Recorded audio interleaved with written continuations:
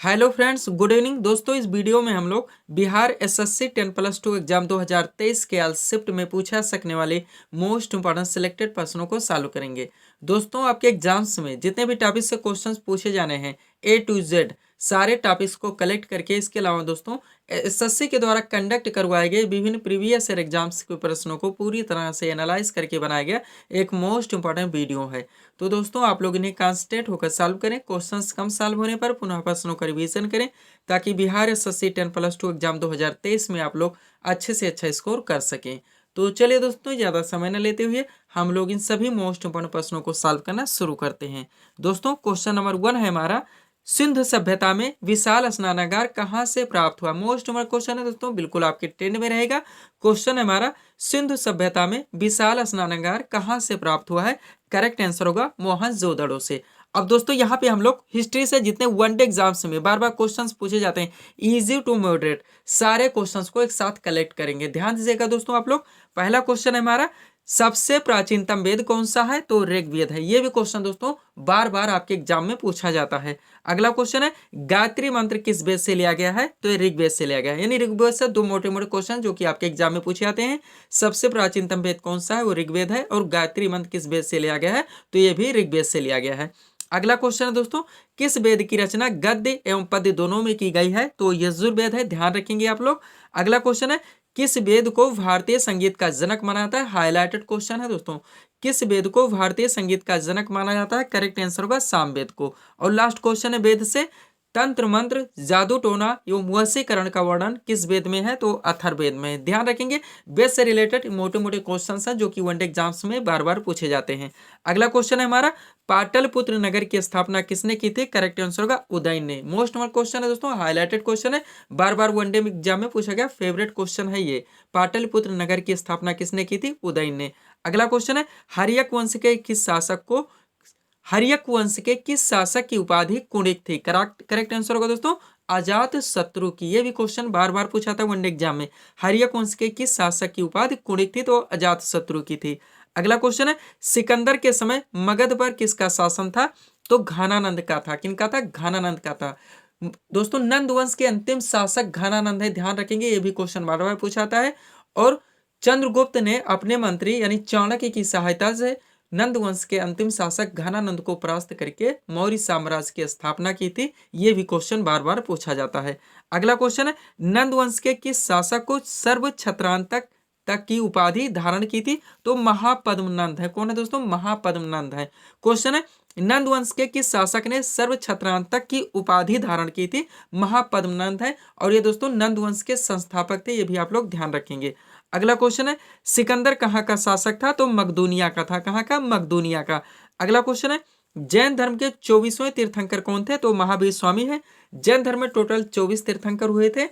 प्रथम तीर्थंकर ऋषभदेव हैं, जिन्हें जैन धर्म का संस्थापक माना जाता है।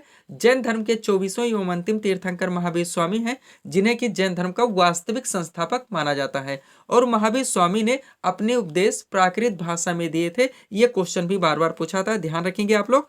अगला क्वेश्चन देखेंगे हम लोग। क्वेश्चन है दोस्तों, महात्मा बुद्ध ने अपना पहला उपदेश कहाँ दिया था, तो सारनाथ में। कहाँ पे, सारनाथ में, जिसे धर्म चक्र परिवर्तन के नाम से जाना जाता है। ध्यान रखेंगे, यहाँ से भी बहुत सारे क्वेश्चंस हैं जो कि बार बार पूछे जाते हैं। सबसे पहले दोस्तों त्रिपिटक, ये इनका बार बार पूछा जाता है, जिसके 3 भाग हैं, सुप्त पिटक, विनय पिटक और अभिधम पिटक।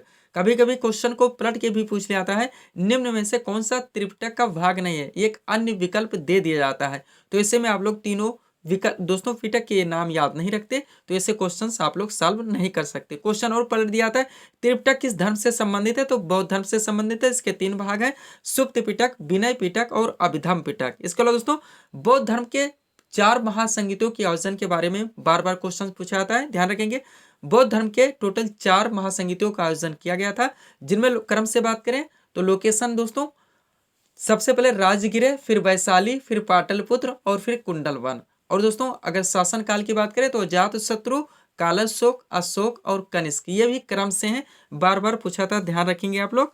अगला क्वेश्चन हमारा, चंद्रगुप्त मौर्य ने अपना अंतिम समय कहाँ बिताया, तो Shravanabelagola Karnataka. Most number question है, इन्होंने भद्रबाहु से जैन धर्म की शिक्षा लेकर अपने अंतिम समय श्रवणबेलगोला में बिताए थे। ध्यान रखेंगे आप लोग। अगला क्वेश्चन है मेगास्थनीज किसका राजदूत था? करेक्ट आंसर होगा सेल्यूकस का। नेक्स्ट क्वेश्चन है अर्थशास्त्र किसकी प्रसिद्ध रचना है? तो कौटिल्य की है। इनके दो नाम और हैं, ध्यान रखेंगे। ऑप्शन में कभी कभी कौटिल्य भी मिलता है और कभी कभी चाणक्य भी मिलता है, और इनका एक नाम और है विष्णुगुप्त। ये भी आप लोग ध्यान रखेंगे। अगला क्वेश्चन है अशोक ने कलिंग पर कब आक्रमण किया था? मोस्ट इम्पोर्टेंट क्वेश्चन है दोस्तों। 261 ईसा पूर्व कलिंग विजय के नाम से भी ये क्वेश्चन पूछा जाता है। अशोक ने कलिंग विजय कब किया था? तो 261 ईसा पूर्व में। इनके कलिंग विजय का वर्णन, यानी कि सम्राट अशोक के कलिंग विजय का वर्णन इनके कौन से शिलालेख में देखने को मिलता है? ऐसा भी क्वेश्चन बार बार पूछा जाता है। तो इनका 13वां शिलालेख है, ध्यान रखेंगे। इसका लो दोस्तों सम्राट अशोक से एक मोस्ट इम्पोर्टेंट क्वेश्चन है सांची के स्तूप का निर्माण किसने करवाया था? सम्राट अशोक ने। आप लोग ध्यान रखेंगे।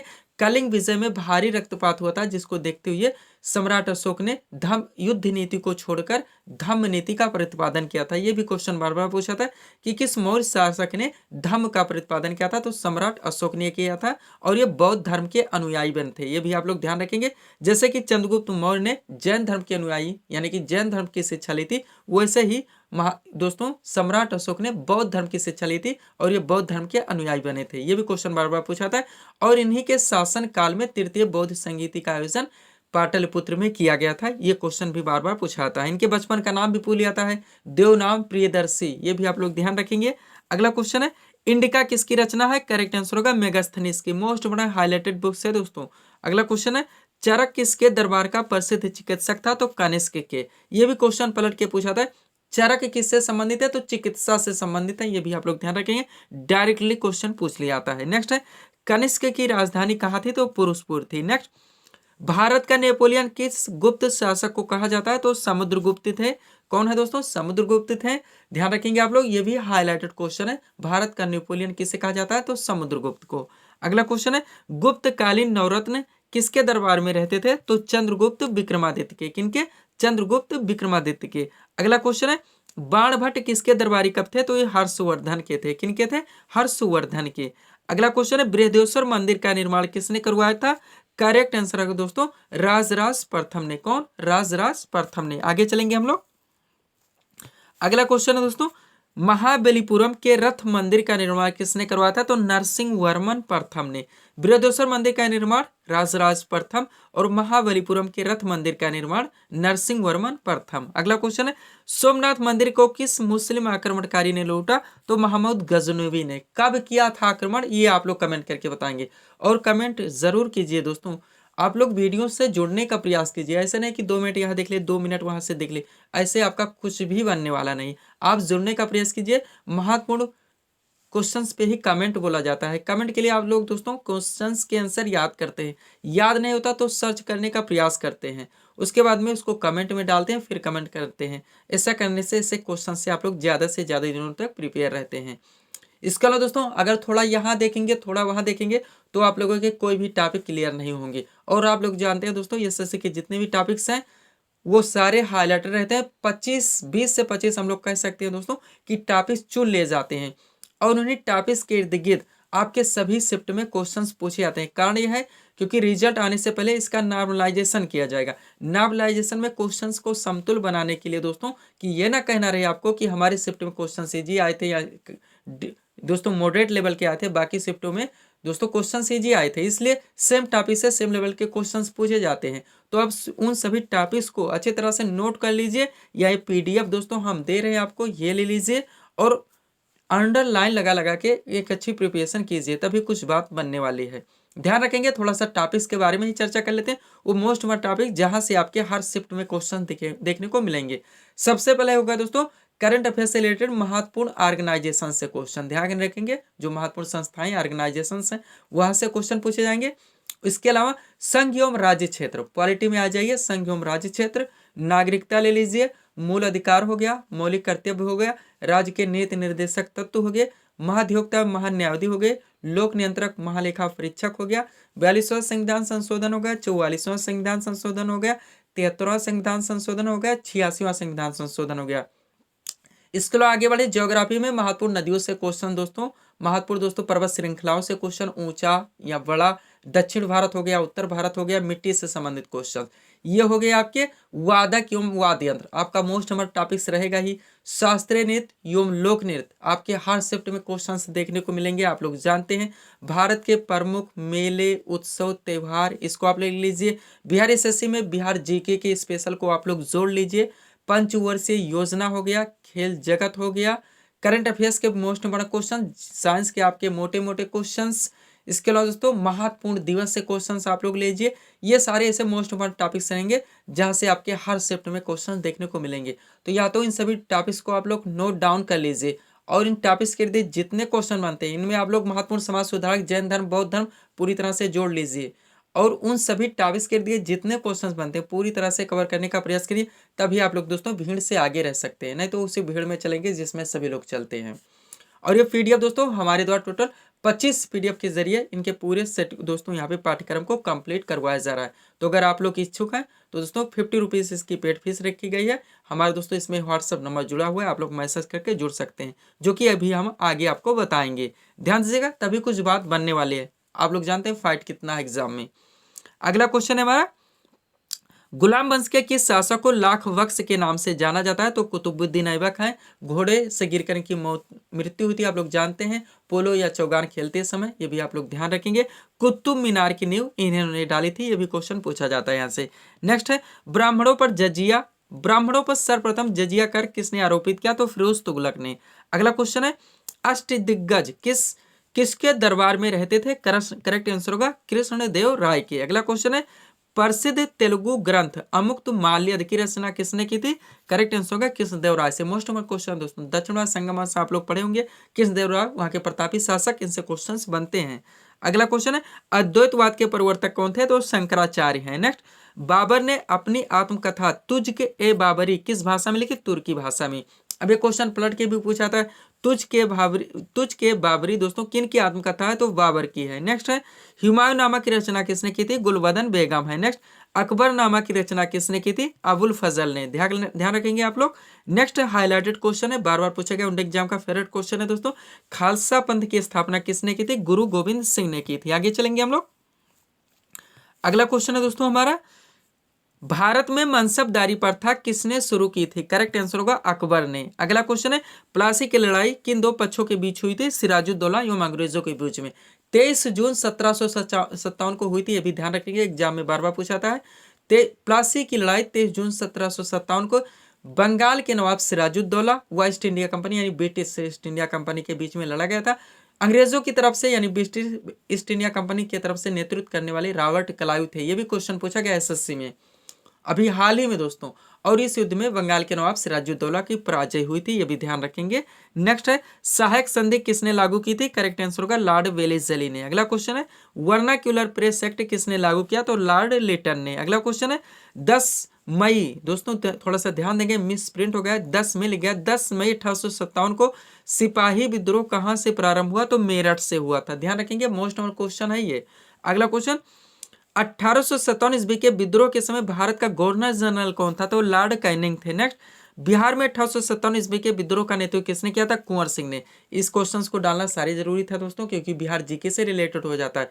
और ये क्वेश्चन पलट के भी पूछा था जगदीशपुर से, यानी कि बिहार के जगदीशपुर के थे दोस्तों कुंवर सिंह, जिन्होंने 1857 ईस्वी के विद्रोह का नेतृत्व किया था। ध्यान रखेंगे। नेक्स्ट है, 1857 ईस्वी के विद्रोह का तात्कालिक कारण था तो सिपाहियों द्वारा चर्बी युक्त कारतूस का प्रयोग। अगला क्वेश्चन है, वहाबी आंदोलन के प्रवर्तक कौन थे? तो सैयद अहमद बरेलवी थे। ये भी क्वेश्चन आप लोग ध्यान रखेंगे, मोस्ट इंपोर्टेंट है। अगला क्वेश्चन देखेंगे हम लोग, बंकिम चंद्र चटर्जी के उपन्यास आनंद मठ में किस विद्रोह का उल्लेख है? तो सन्यासी विद्रोह का उल्लेख है। अब ये क्वेश्चन पलट के डायरेक्टली भी पूछा था, आनंद मठ के लेखक कौन है, रचनाकार कौन है?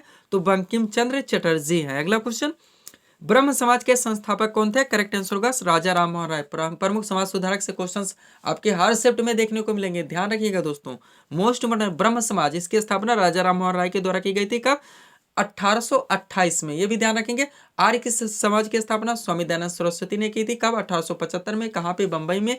इनकी एक प्रसिद्ध कृति भी है सत्यार्थ प्रकाश, और उन्होंने वेदों की ओर लौटो का नारा भी दिया था। ये भी क्वेश्चन बार बार पूछा था। रामकृष्ण मिशन है एक दोस्तों, इसकी स्थापना 1897 ईस्वी में स्वामी विवेकानंद के द्वारा की गई थी। स्वामी विवेकानंद के आध्यात्मिक गुरु थे रामकृष्ण परमहंस, उन्हीं के नाम से स्वामी विवेकानंद ने रामकृष्ण मिशन की स्थापना की थी। एक है प्रार्थना समाज, इसकी स्थापना आत्माराम पांडुरंग ने की थी। एक हाईलाइटेड क्वेश्चन है सत्य शोधक समाज, इसकी स्थापना ज्योतिबा फुले ने की थी। एशियाटिक सोसाइटी की स्थापना विलियम जोन्स ने की थी। ये मोस्ट इम्पोर्टेंट क्वेश्चन है, जो कि बहुत ही कम क्वेश्चन है, 10 से 12 मोस्ट इंपॉर्टेंट है और आपके हर शिफ्ट में क्वेश्चन मिल सकते हैं। अगला क्वेश्चन है भारतीय राष्ट्रीय कांग्रेस की स्थापना कब हुई थी? तो 28 दिसंबर 1885 को हुई थी। ध्यान रखेंगे कहाँ पे? बंबई में हुई थी और इसके प्रथम अधिवेशन में टोटल 72 सदस्यों ने भाग लिया था। उस समय भारत के वायसराय कौन थे? यानी कि भारतीय राष्ट्रीय कांग्रेस की स्थापना के समय भारत के वायसराय कौन थे? लॉर्ड डफरिन थे, ये भी ध्यान रखेंगे। भारतीय राष्ट्रीय कांग्रेस के जनक यो होम माने जाते हैं। प्रथम अध्यक्ष डब्ल्यू.सी. बनर्जी थे। प्रथम मुस्लिम अध्यक्ष बदरुद्दीन तैयब जी थे। प्रथम महिला अध्यक्ष एनी बेसेंट थी। वर्तमान में मल्लिकार्जुन खड़गे हैं। सारी चीजें ध्यान रखेंगे।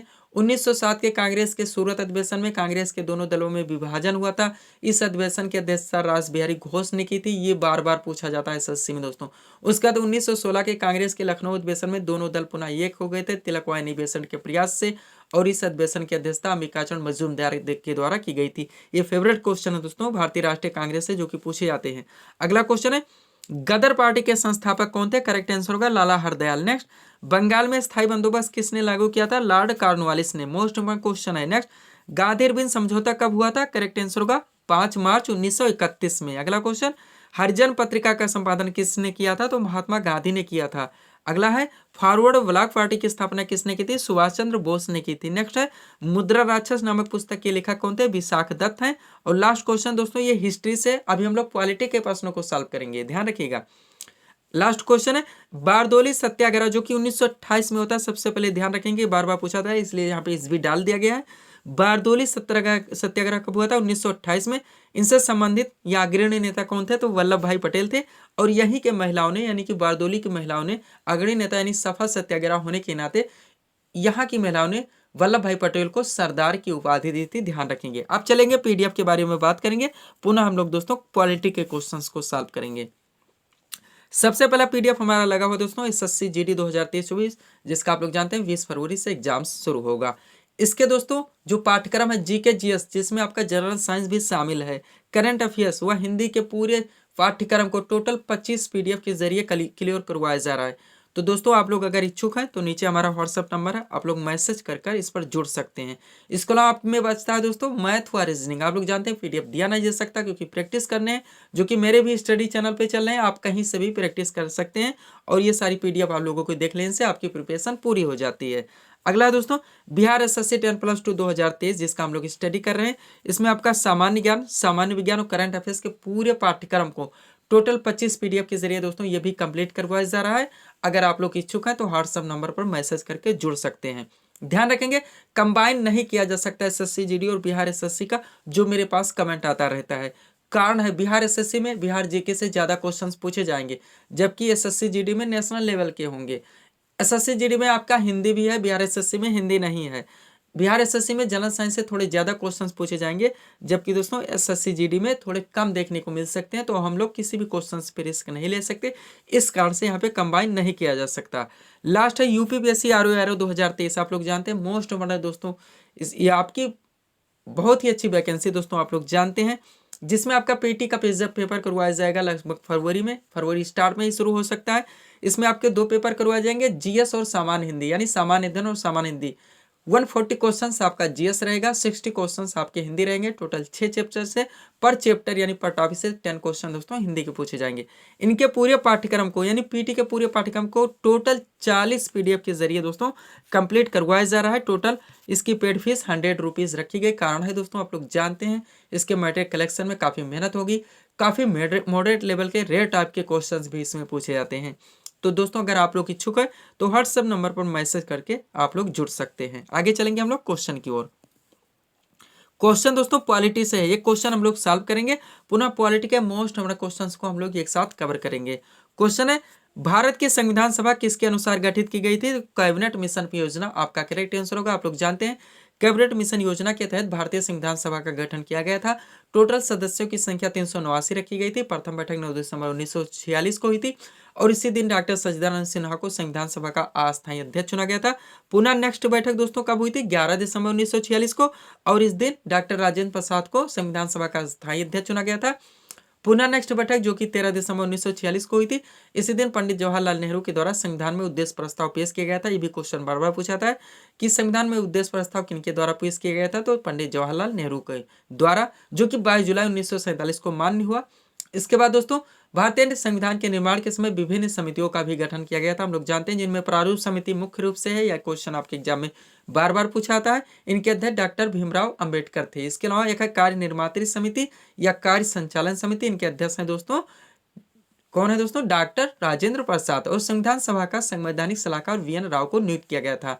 इसके अलावा संघ संविधान समिति या संघ शक्ति समिति, इनके अध्यक्ष पंडित जवाहरलाल नेहरू थे। प्रांतीय संविधान समिति के अध्यक्ष सरदार वल्लभ भाई पटेल थे। ये मोस्ट नंबर क्वेश्चन है दोस्तों, भारतीय संविधान के निर्माण से पूछे जाते हैं। और संविधान पारित कब हुआ था, अंगीकृत कब हुआ था, 26 नवंबर 1949। ये डेट भी आप लोग ध्यान रखेंगे। अब चलते हैं दोस्तों, हम लोग क्वेश्चन सॉल्व करना शुरू करते हैं।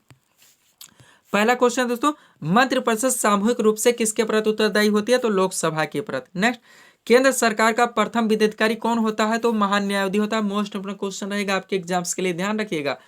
केंद्र सरकार या भारत सरकार का प्रथम विधेयकारी कौन होता है, महान न्यायाधीश होता है, अटॉर्नी जनरल ऑफ इंडिया।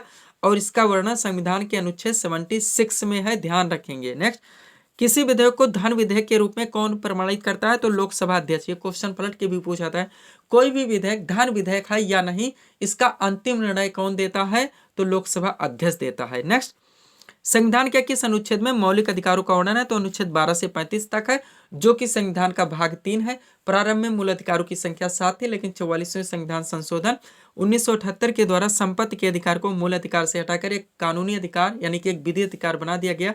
यह भी क्वेश्चन बार बार पूछा था। वर्तमान में संपत्ति का अधिकार कैसा अधिकार है, तो कानूनी अधिकार एक विधिक अधिकार है, और इसे अनुच्छेद 300 का में जोड़ दिया गया।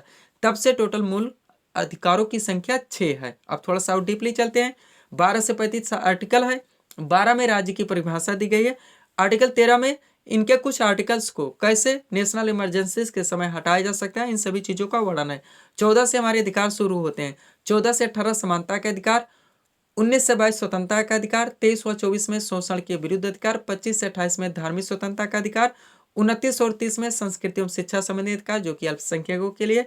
31 खाली है, क्यों खाली है, क्योंकि प्रारंभ में संपत्ति का अधिकार इसी में था, जिसे यहाँ से हटा दिया गया। और 32 में है हमारा छठा मूल अधिकार, संवैधानिक उपचारों का अधिकार। अगला क्वेश्चन देखेंगे, नागरिकता संबंधी प्रावधान संविधान के किस अनुच्छेद में है, तो अनुच्छेद 5 से लेकर अनुच्छेद 11 तक है। ध्यान रखेंगे, ये सारे जो एक्स्ट्रा फैक्ट में हम लोग बात भी करते हैं, सारे क्वेश्चंस को हम दोस्तों बराबर प्रिपेयर आप लोग को कराते चल रहे हैं 25 PDF के जरिए। अगला क्वेश्चन है, संविधान के किस अनुच्छेद में संसद के संयुक्त अधिवेशन का प्रावधान है, तो अनुच्छेद 108 है। नेक्स्ट, धन विधेयक की परिभाषा संविधान के किस अनुच्छेद में, 110 में। मोस्ट इंपॉर्टेंट आर्टिकल्स हैं दोस्तों, ध्यान रखेंगे आप लोग। नेक्स्ट, किस अनुच्छेद के तहत राष्ट्रपति वित्त आयोग का गठन करता है, तो अनुच्छेद 280 है। नेक्स्ट, संविधान में समवर्ती सूची की प्रेरणा कहां से ली गई, ऑस्ट्रेलिया से ली गई। भारतीय संविधान की अनुसूची 7 में संघ सूची, राज्य सूची और समवर्ती सूचियों का वर्णन है। संघ सूची के विषयों पर कानून बनाने का अधिकार भारतीय संसद को है। राज्य सूची के विषयों पर कानून बनाने का अधिकार राज्य विधानमंडल को है। समवर्ती सूची के विषयों पर कानून बनाने का अधिकार भारतीय संसद व राज्य विधानमंडल दोनों को है। लेकिन अगर किसी भी विषय पर दोनों के मध्य विवाद उत्पन्न होता है तो भारतीय संसद के द्वारा बनाया गया कानून मान्य होगा। जैसे कि जनगणना संघ सूची का विषय है, पुलिस व्यवस्था राज्य सूची का विषय है, शिक्षा समवर्ती सूची का विषय है, आर्थिक नियोजन समवर्ती सूची का विषय। समवर्ती सूची ऐसे शिक्षा है दोस्तों, अब ध्यान देंगे यहाँ पे। इसका अर्थ यह हुआ कि इस पर भारतीय संसद और राज्य विधानमंडल दोनों कानून बना सकते हैं। लेकिन अगर किसी भी विषय पर दोनों के मध्य विवाद उत्पन्न होता है तो भारतीय संसद के द्वारा बनाया गया कानून मान्य होगा। अब यहाँ पे क्वेश्चन था हमारा, समवर्ती सूची की प्रेरणा कहां से ली गई, तो ऑस्ट्रेलिया से ली गई। समवर्ती सूची का अर्थ यह हुआ कि इस पर भारतीय संसद व राज्य विधानमंडल दोनों कानून बना सकते हैं, ये भी ध्यान रखेंगे। अगला क्वेश्चन है, राज्य पुनर्गठन आयोग का गठन कब किया गया, 1953 में। मोस्ट इंपोर्टेंट क्वेश्चन है, आगे चलेंगे हम लोग। अगला क्वेश्चन दोस्तों, भारतीय संघ में 28वां राज्य कौन सा बना, तो झारखंड है। कब बना था अब आप लोग कमेंट करके बताएंगे।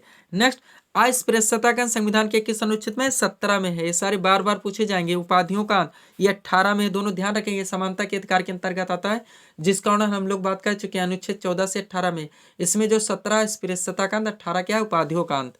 अगला क्वेश्चन, समान नागरिक संहिता यानी कि यूसीसी यूनिफॉर्म सिविल कोड का वर्णन संविधान के किस अनुच्छेद में, अनुच्छेद 44 में है, जो कि राज्य के नीति निर्देशक सिद्धांत के अंतर्गत आता है। भारतीय संविधान में राज्य के नीति निर्देशक सिद्धांत का वर्णन अनुच्छेद 36 से लेकर अनुच्छेद 51 तक है, जो कि संविधान का भाग 4 है। इसमें जो आर्टिकल 44 है ये समान नागरिक संहिता से संबंधित है, और एक है आर्टिकल 40 जो कि ग्राम पंचायतों के गठन से संबंधित है। आगे हमारा क्वेश्चन आएगा, ये दोनों आर्टिकल मोस्ट इंपॉर्टेंट रहते हैं, आपके हर एग्जाम में देखने को मिलते हैं।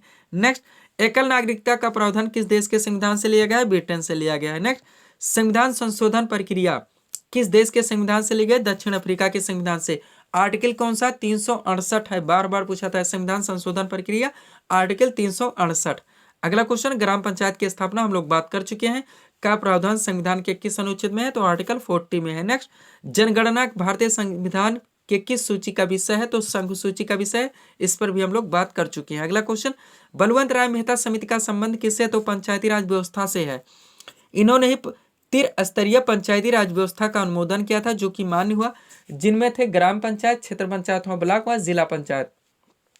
सर्वप्रथम 2 अक्टूबर 1959 को राजस्थान के नागौर जिले से पंचायती राज व्यवस्था का शुभारंभ किया गया था, ये भी ध्यान रखेंगे। 73वां संविधान संशोधन संबंधित है, ये भी बार बार पूछा था, हम लोग बात कर चुके हैं। 73वां पूछा ही जाएगा, जो कि 1992 में किया गया था, ये भी पंचायती राज से ही संबंधित है, ध्यान रखेंगे।